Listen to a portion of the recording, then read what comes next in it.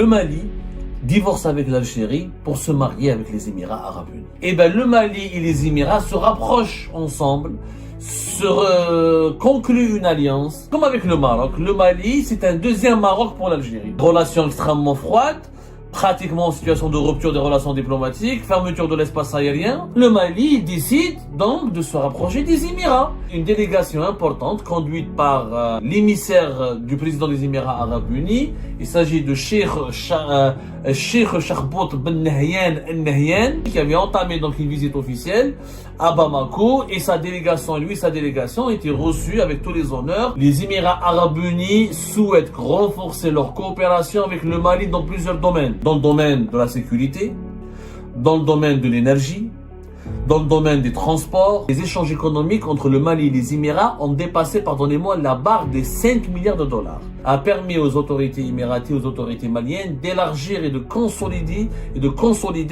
leur coopération militaire. C'est-à-dire que les Émiratis vont fournir encore davantage d'armes aux Maliens au détriment de qui? Au détriment des intérêts algériens.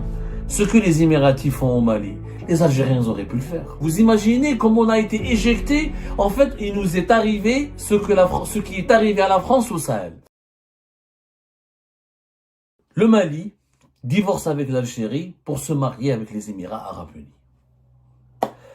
Notre voisin le Mali, notre voisin historique, notre frère, notre allié de toujours, celui qui était notre allié de toujours, le pays avec lequel on partage pratiquement 1000 km, voire plus de frontières, a décidé de se rapprocher des Émirats Arabes Unis, l'adversaire numéro géopolitique, le pays qui était aussi un ami à l'Algérie, et un bon ami à l'Algérie, un bon allié à l'Algérie, qui est devenu un adversaire redoutable à l'Algérie depuis 2021-2022. Et ben le Mali et les Émirats se rapprochent ensemble, concluent une alliance, s'unissent pour narguer tous ensemble, les deux ensemble, l'Algérie. Voilà la situation dans laquelle on se retrouve aujourd'hui, à cause de la politique idiote qui n'a aucun sens qui est menée aujourd'hui par l'actuel régime au pouvoir. Le Mali avec lequel nous partageons 1329 km. Le Mali qui est le prolongement naturel du Grand Sud algérien. Le Mali avec lequel nous avons des liens historiques, humains, des liens sécuritaires, économiques et socio-culturels stratégiques. On a pratiquement rompu les relations diplomatiques avec eux, notamment depuis la dernière dispute, à cause de l'affaire du drone, où les 3 ambassadeurs des États du Sahel au début du mois d'avril, ont décidé de rappeler leur ambassadeur en poste en Algérie. L'Algérie a riposté en rappelant l'ambassadeur, en rappelant son ambassadeur aussi dans les 3 pays. Et du coup, nous sommes dans une situation, ni les 3 pays, ni l'ambassadeur du Mali n'est revenu à Alger, ni l'ambassadeur du Niger est revenu à Alger, ni l'ambassadeur du Burkina Faso n'est revenu à Alger.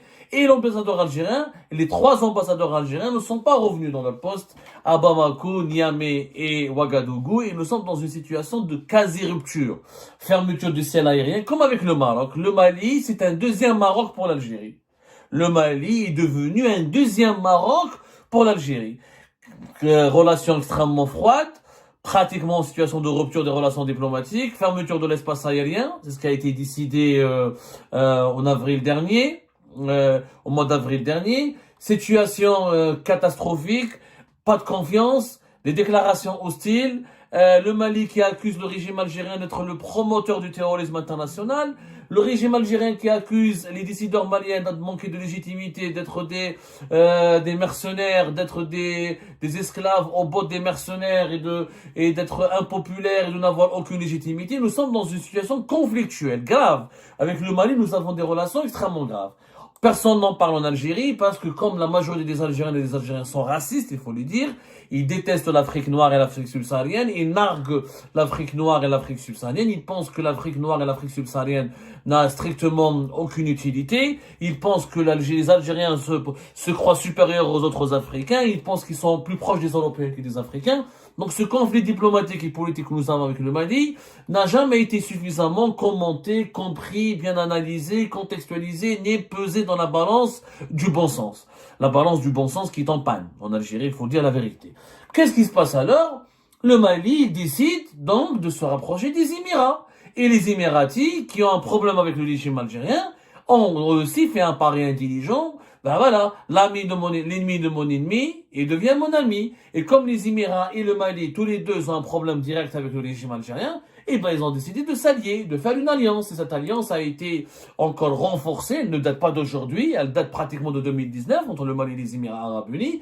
Mais cette alliance a pris une dimension encore plus solennelle, plus officielle, plus, on va dire, dynamique surtout. Elle a pris un certain dynamisme, elle revêt maintenant un dynamisme particulier, puisqu'il y a eu on va dire, il y a 2 jours de cela, le 20 et le 21, on est quoi aujourd'hui? Le 20 hier, c'était le 20. Le 20 mai dernier, une délégation importante conduite par l'émissaire du président des Émirats arabes unis. Il s'agit de Cheikh Chahbout Ben Nahyan Al-Nahyan, qui est ministre d'État au ministère des Affaires étrangères des Émirats arabes unis, qui avait entamé donc une visite officielle à Bamako, et sa délégation a été reçue avec tous les honneurs par le président de l'autorité malienne, l'autorité de transition au Mali, le président de la transition, le général d'armée Assimi Goïta, le fameux Assimi Goïta que l'Algérie n'aime pas, n'apprécie pas, et qu'elle considère comme un mercenaire, comme un serviteur, comme un esclave à la botte des mercenaires, et comme un colonel ou un général qui ne peut pas ni protéger son pays, qui n'a aucune légitimité. Et ben voilà, on a tellement insulté les Maliens, on les a tellement caricaturés que les Maliens, on les a poussés dans les bras des Émiratis. On les a poussés dans les bras des Émiratis, entre guillemets, et je parle très respectueusement quand je dis cette expression. Je veux dire qu'on a incité les Maliens à aller chercher de l'amitié, de l'alliance, de la stratégie, du partenariat stratégique du côté des Émirats arabes unis. Les médias maliens, la télévision malienne ont diffusé des images très éloquentes du climat très détendu, très jovial, très fraternel, très cordial qui a caractérisé la réception organisée par Assimi Goïta, le président de l'autorité de transition, ou le président de la transition, voilà, l'autorité de transition au Mali, qui a donc déroulé le tapis rouge au ministre, voilà, délégation des Émirats arabes unis conduite par Cheikh Chahbout Ben Nahyan Ben Moubarak Nahyan, son nom complet, Cheikh Chahbout Ben Nahyan Ben Moubarak Nahyan, qui a le rang de ministre d'État auprès du ministre des Affaires étrangères des Émirats arabes unis. La rencontre donc s'était déroulée en présence du ministre des Affaires étrangères de la République du Mali, Abdoulaye Diop, et de l'ambassadrice du Mali aux Émirats arabes unis, Madame Diminato Sangare. Cette visite conduite par la délégation émiratie qui était fort nombreuse, une délégation importante plutôt, elle a eu lieu dans le cadre des relations d'amitié et de coopération qui lient le Mali aux Émirats arabes unis. Les Émirats arabes unis souhaitent renforcer leur coopération avec le Mali dans plusieurs domaines. C'est ce que notent les autorités maliennes et les autorités émiraties dans des communications, dans des déclarations transmises et diffusées par la presse émiratie officielle et la presse officielle malienne. Dans le domaine de la sécurité, l'agriculture, le développement industriel et l'économie. Le Mali entretient des bonnes relations d'amitié et de coopération avec les Émirats arabes unis, et notamment des alliances et des relations amicales au sein de plusieurs organisations internationales, comme l'Organisation de la coopération islamique et d'autres organismes internationaux.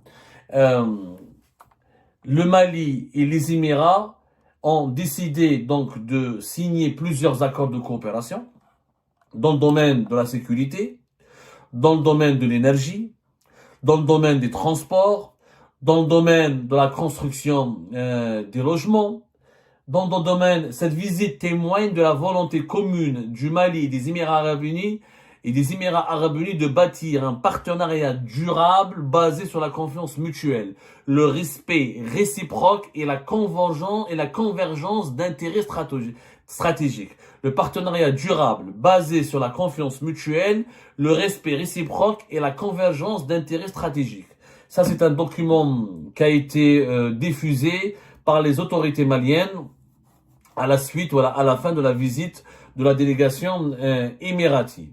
C'est un document qui explique tout ce qui qui explique les discussions qui ont eu lieu entre les deux délégats, entre Assimi Goïta, le président malien, et la délégation émirati. Les discussions ont porté sur la perspective d'une collaboration accrue dans des secteurs tels que la sécurité, l'agriculture, le développement industriel et économique.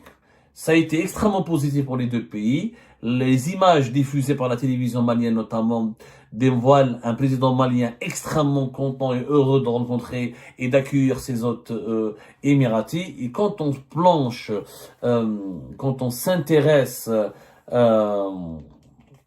comment dirais-je, quand on s'intéresse aux chiffres, quand on voit comment les deux relations, comment les Émirats sont fortement, de plus en plus présents au Mali, ça nous interpelle. Nous, en tant qu'Algériens, ça doit nous interpeller.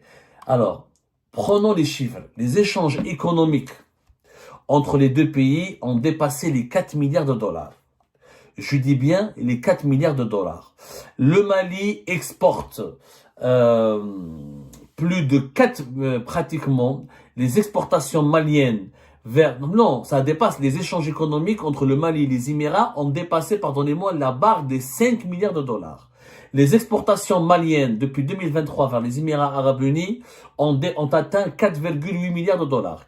Le Mali exporte beaucoup de quantités, pratiquement une bonne quantité de son or. Le Mali, c'est l'un des 4 ou 5 plus importants producteurs de l'or sur le continent africain, avec le Ghana notamment et d'autres pays. 99% des exportations maliennes vers les Émirats Arabes Unis, c'est de l'or raffiné. Donc c'est de l'or. Les exportations émiraties vers le Mali se sont élevées à 190 millions de dollars, composées essentiellement de pétrole raffiné, d'équipements industriels et de véhicules. Et depuis 2019, il y a des accords stratégiques entre les deux pays. Par exemple, il y a un protocole sur le plan sécuritaire, un protocole qui a été signé en 2019, qui a permis au Mali de recevoir de la part des Émirats 30 véhicules blindés. 30 véhicules blindés et d'autres armements pour profit de l'armée malienne. Les Émirats ont décidé aussi de s'engager dans la formation technique et dans la livraison logistique au profit des militaires maliens. Et des militaires maliens qui sont formés maintenant aux Émirats ou formés par les Émiratis. La rencontre qui a eu lieu donc hier le 20 mai a permis aux autorités émiraties, aux autorités maliennes d'élargir et de consolider leur coopération militaire. C'est-à-dire que les Émiratis vont fournir encore davantage d'armes aux Maliens, ils vont s'engager davantage dans les financements de la formation des militaires maliens. Les Émiratis aussi sont présents énormément dans le domaine économique, parce que les Émirats, quand ils se rapprochent des pays, ils sont intelligents, ils ne parlent pas uniquement de lutte contre le terrorisme, de politique, etc. Ce qui les intéresse aussi, c'est énormément l'économie. Alors, les Émirats, au lieu de la sécurité, ils ont des accords de coopération. Ils ont fait des accords de coopération avec le Mali concernant l'aviation, concernant la protection civile, concernant le développement des projets, financement des projets de logements sociaux. Il y a eu l'établissement d'une commission mixte de coopération et dans le domaine de la promotion réciproque des investissements. Il y a eu aussi une convention entre les deux pays dans le cadre de la lutte contre le trafic de drogue et la criminalité internationale. Il y a eu aussi la réalisation et des investissements dans le domaine de l'énergie. Le Mali a profité des investissements émiratis pour développer l'énergie solaire. Il faut savoir que le plus important investissement dans l'énergie solaire au Mali, ce sont les Émiratis à travers la centrale solaire de Touna, qui est un projet qualifié par les Maliens et par les observateurs maliens comme un projet énergétique majeur pour sécuriser l'approvisionnement énergétique de plusieurs régions maliennes. Et les Émirats veulent investir encore plus dans le domaine de l'énergie, des énergies renouvelables et dans le domaine de l'énergie tout court. Donc, il y a un rapprochement extrêmement important. Les Maliens ont compris qu'avec les Émiratis, ils ont beaucoup à gagner. Donc, ils ont déroulé le tapis rouge, ils ont ouvert le pays aux Émiratis et les Émiratis sont en train de renforcer leur implantation au Mali et leur présence au Mali au détriment de qui? Au détriment des intérêts algériens. Ce que les Émiratis font au Mali, les Algériens auraient pu le faire. On a laissé un grand pays africain qui est un voisin. Le Mali, c'est un grand pays africain de par son histoire, de par son emplacement stratégique, de par de par ses potentialités. dans le domaine des mines, notamment dans le domaine de l'or, etc., dans les énergies renouvelables, l'élevage, l'agriculture, etc. Tout ce que font les Émiratis actuellement, l'Algérie aurait pu le faire.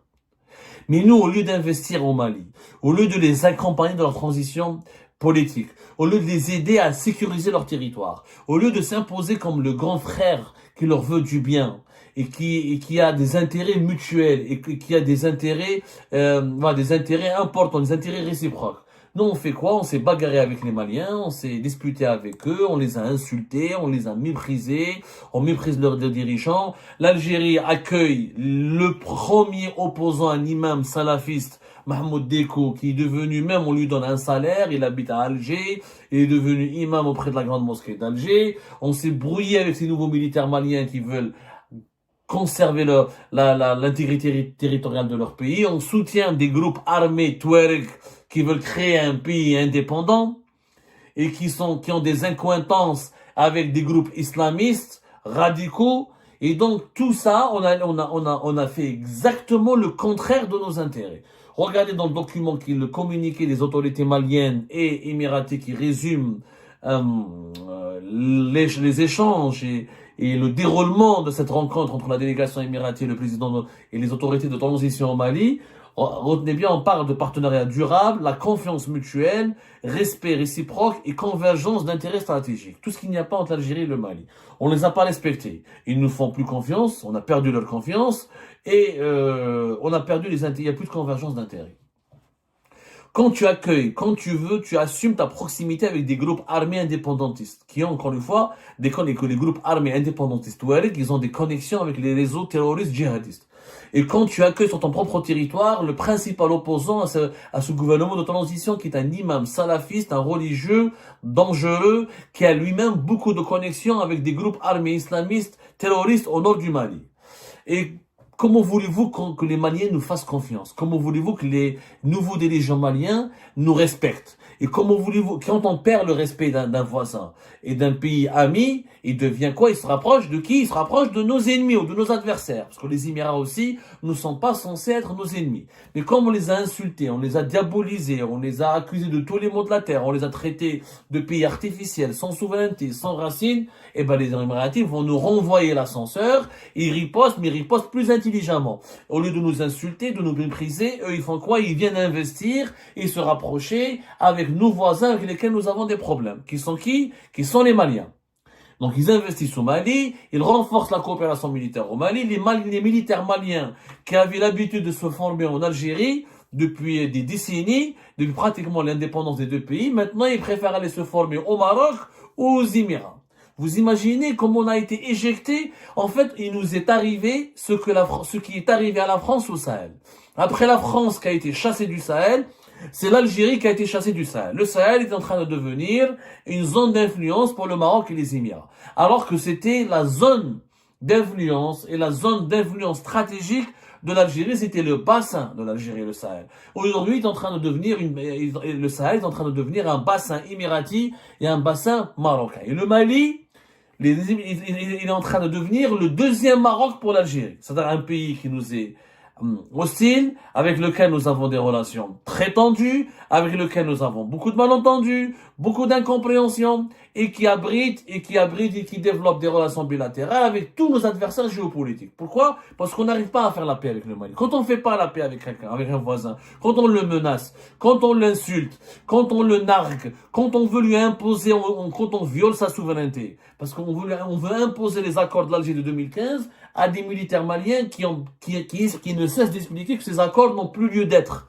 On ne peut pas négocier avec des groupes armés qui sont financés par des puissances étrangères ou là qui ont des liens avec les groupes terroristes et qui veulent créer un État indépendant, qui veulent couper le pays en deux. C'est comme si demain, nous les Algériens et les Algériens, on va venir nous expliquer que la France ou l'Espagne ou l'Allemagne ou l'Italie ou les États-Unis ou notre puissance veut soutenir, veut nous imposer des accords de paix avec le MAC, et le MAC va avoir une armée pour pour libérer la Kabylie, ou pour créer un État au sein de la Kabylie, ou pour libérer la Kabylie du reste de l'Algérie, ou pour couper la Kabylie du reste de l'Algérie. Mais quel est l'Algérien qui va l'accepter? Aucun Algérien sensé, fier de l'être, qui est un peu de jugeote et de dignité ne va l'accepter. Alors nous, on l'accepte pas, mais on veut imposer aux Maliens qu'ils acceptent sur leur territoire des séparatistes armés connectés à des mouvements terroristes. C'est un fou. Cette histoire est de la folie. Au lieu d'aider l'armée malienne à sécuriser le territoire, à désarmer les Touaregs, à les intégrer dans un processus politique et de dialogue et de réconciliation, et à privilégier la voie, et à privilégier la voie pacifique, et à démanteler. Il n'est pas normal que dans le Sahel, juste à nos frontières, il y ait des groupes armés jusqu'aux dents, qui sont proches de certaines mouvances idéologiques extrêmement dangereuses, soit le séparatisme ou le djihadisme. Au lieu de cela, nous, au lieu de lutter contre les séparatistes et les djihadistes, nous on lutte contre les militaires qui partagent normalement nos valeurs, qui devraient être nos amis, qui devraient être nos voisins et nos frères et nos sœurs. C'est votre fou. La politique de l'Algérie dans le Sahel, elle est une catastrophe. Elle est en train de creuser notre tombe. Et on est en train de se faire, on a été éjecté maintenant. Maintenant, les Émirats et le Maroc vont transformer le Sahel en une arrière-cour où ils pourront tisser des alliances et où nos intérêts vont énormément reculer. Les pays du Sahel vont privilégier les entreprises marocaines, vont privilégier les capitaux émiratis, vont privilégier les intérêts politiques émiratis, les intérêts politiques marocains, et nous on sortira hors jeu. On a hors jeu.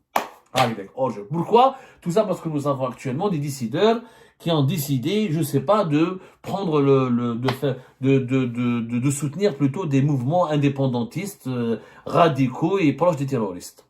Je vous remercie comme d'habitude pour avoir suivi cette vidéo et toutes nos vidéos. N'oubliez pas de laisser vos commentaires, vos réactions à propos de ce sujet et de vous abonner à la chaîne si vous n'êtes pas encore abonné. Donc voilà, je vous remercie aussi pour vos commentaires et vos discussions, surtout dans la section des commentaires. Je tenais à vous dire que c'est vraiment un plaisir de lire vos commentaires et de voir les arguments et les débats et les points de vue des uns et des autres. Je tenais juste à vous dire, à vous demander gentiment de respecter les uns et les autres, bien sûr, et de parler, de défendre son point de vue sans aucune calomnie ou insulte. Ça, c'est vraiment très important pour moi. Donc voilà, juste pour que je ne me trouve pas dans la nécessité de supprimer autant de commentaires haineux. Je préfère avoir une communauté saine et qui a plutôt envie d'argumenter et d'entendre la voix des autres et de partager son point de vue avec tout le respect possible. Donc voilà, merci beaucoup et n'oubliez pas de laisser un bon commentaire pour cette vidéo et à la prochaine dans une nouvelle vidéo. Au revoir.